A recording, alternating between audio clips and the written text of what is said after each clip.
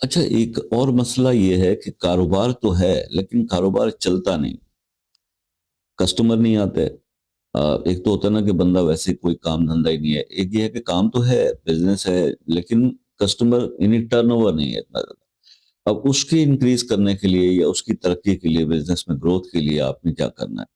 آسان سا عمل ہے کاروبار میں ترقی کے لیے سورہ نصر کا یہ ایک انتہائی تیز اثر وظیفہ آپ کی خدمت میں پیش کر رہا ہوں۔ آپ صرف اتنا کیا کریں بھائی، نمازوں کی تو پابندی شاید کرتے ہی ہوں گے آپ، یہ تو کہنے کی ضرورت نہیں، ہر مسلمان کو کرنی ہے۔